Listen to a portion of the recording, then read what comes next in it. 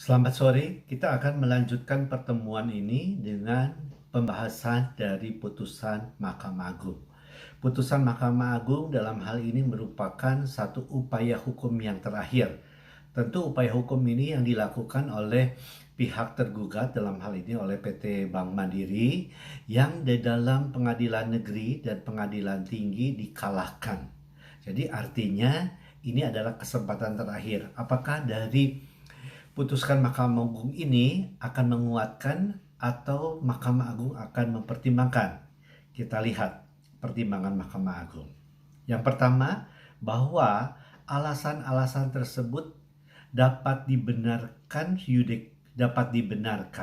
di mana yudek faksi telah salah dalam menerapkan hukum. Jadi Mahkamah Agung menilai yang pertama ini adalah pengadilan negeri dan pengadilan tinggi salah menerapkan hukum karena pertimbangan dari kedua badan peradilan tersebut tidak secara seimbang atau tidak berimbang, di mana hal ini dapat terlihat bahwa menurut Mahkamah Agung yudek faksi ini telah salah.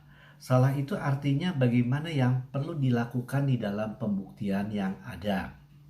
Nah, bukti-bukti yang memang telah diperiksa oleh yudek faksi, yaitu pengadilan negeri dan pengadilan tinggi, dalam hal ini dinilai oleh Mahkamah Agung tidak tepat di dalam mencari dasar hukumnya. Nah, tetapi dalam hal ini Mahkamah Agung juga melihat bahwa hubungan kontraktual antara penggugat, yaitu CV Delima, dan pihak tergugat atau PT Bank Mandiri, ini ada satu hubungan kontraktual. Nah, hubungan kontraktual itu didasarkan pada satu adalah SPBK nomor CBC SBY garing SPPK garing 4367 garing 2005 tanggal 7 Juli 2005. Nah, jadi di sini kita melihat bahwa adanya hak dan kewajiban di antara kedua belah pihak. Nah, berikutnya pertimbangan Mahkamah Agung menyatakan bahwa penggugat selaku debitur telah mengabaikan kewajiban yang harus dilakukan sesuai dengan kontrak pada tanggal 25 April 2006.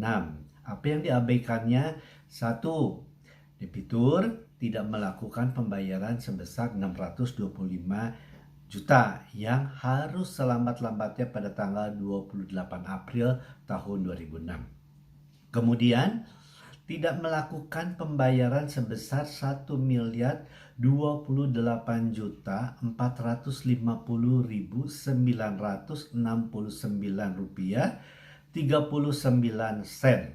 Jadi kalau di bank kadang-kadang cukup menggelikan juga, sampai perhitungan sen pun ini dilakukan. Ya memang ini adalah satu perhitungan secara finansial yang harus kita terima. Nah, ini harus dibayar selambat-lambatnya pada tanggal 5 Mei tahun 2006.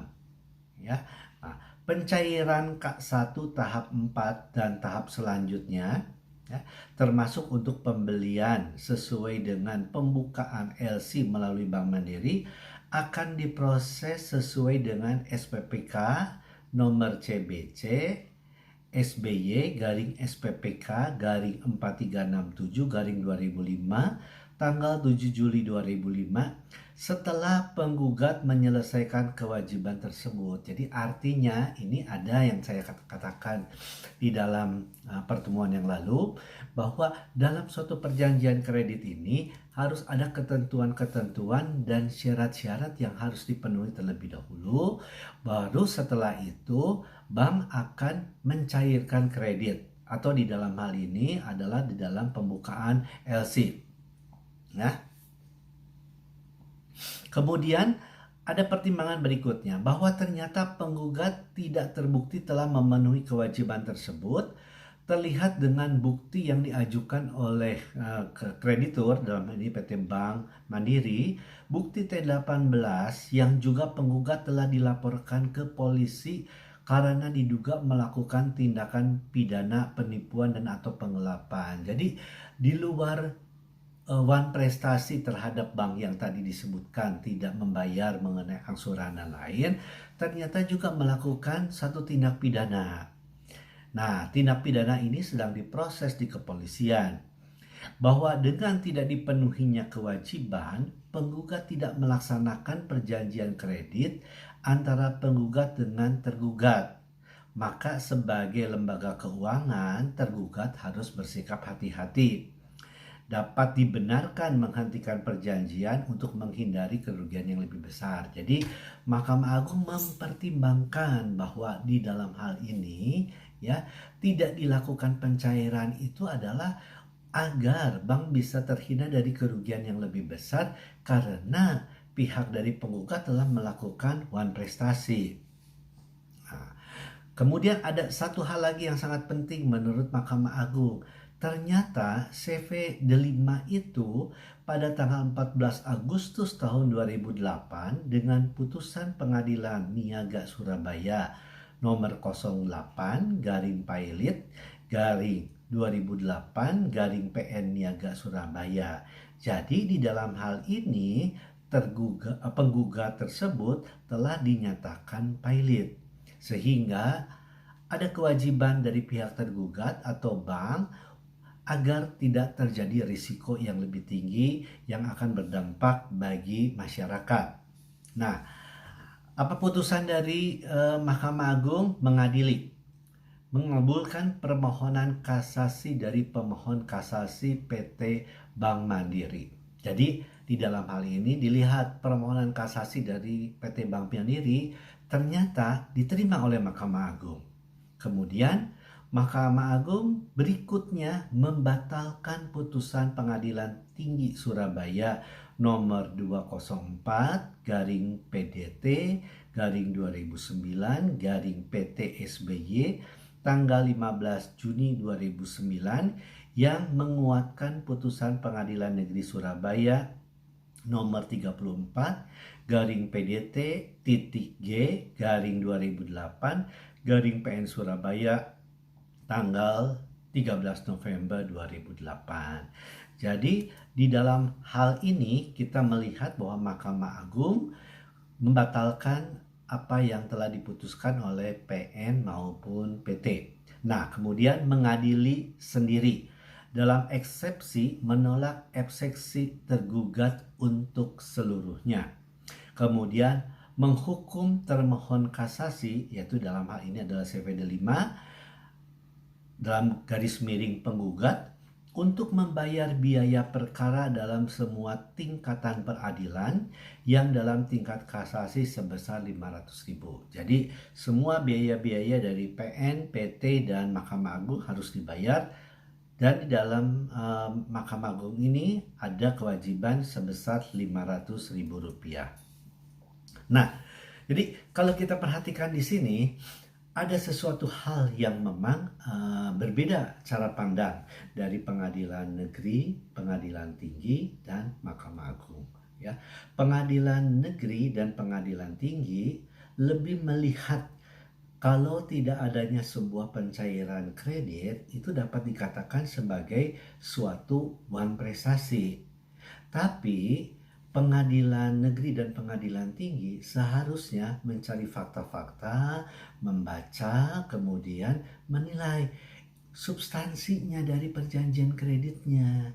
Jadi jangan dilihat perjanjian itu kan biasanya selalu berorientasinya kalau ada perjanjian pinjam meminjam, perjanjian kredit harus dilakukan kewajiban dari kreditur untuk mencairkan kredit.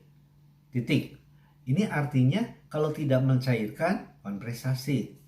Tapi ini tidak dilihat bahwa ada klausula yang tadi saya katakan condition precedent yang menyatakan kalau ini tidak melakukan sesuatu pencairan tapi atas dasar pertimbangan dari klausula-klausula atau ketentuan-ketentuan yang belum dipenuhi oleh pihak debitur, ini yang condition precedent ini bisa menjanjikan sesuatu alasan bagi pihak bank, kreditur untuk menahan pencairan. Tentu dasarnya ada.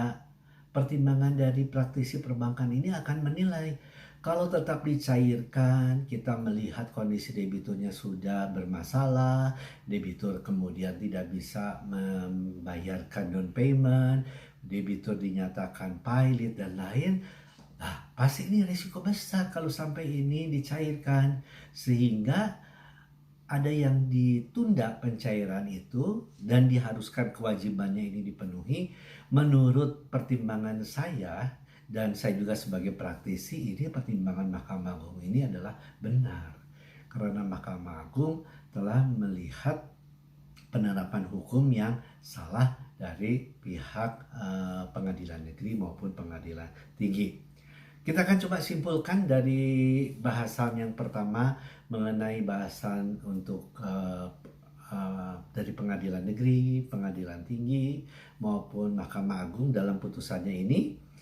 Ya, satu, CV merupakan entitas badan usaha yang populer di masyarakat. Jelas ya, hampir setiap orang kalau ingin berusaha, cara yang paling mudah, entitas yang paling mudah juga, tidak perlu bermacam-macam persyaratan, memilih entitasnya ini adalah CV ya.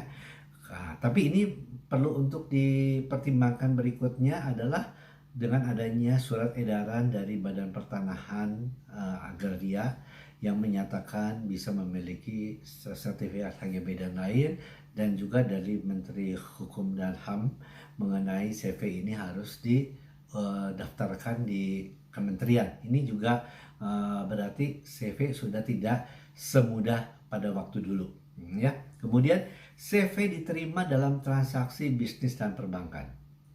Setiap kegiatan bisnis, orang membentuk entitas CV, orang mengakui, masyarakat mengakui. Bank juga untuk mengakuinya juga. Jadi dalam hal ini, pemberian kredit tentu yang menandatanganinya adalah pesero pengurus, pesero komplementer. Jadi biasanya harusnya ada sesuatu yang jangan sampai berisiko ya. Nah, artinya apa? Pesero pengurus ini dia mewakili CV ya. Tapi sebaiknya Anda juga ya, kalau nanti sebagai notaris memberikan satu pertimbangan kepada bank bahwa perlu juga adanya jaminan perorangan yang diberikan oleh pesero komplementer, sehingga kalau ada kemacetan dan lain bisa menuju kedua, satu ke CV-nya dan berikutnya kepada pribadinya ya. Jadi pada pertemuan kita yang sudah membahas bersama-sama dan saya juga sudah membaca dari karya tulis Anda, pemikiran Anda, mudah-mudahan pemikiran Anda bisa lebih diasah terus di kemudian hari agar pada saat nanti Anda berpraktek sebagai notaris, Anda juga jangan sampai bermasalah kalau menemui kasus-kasus yang terjadi. Oke, selamat sore dan saya ucapkan terima kasih selama mengikuti perkuliahan ini.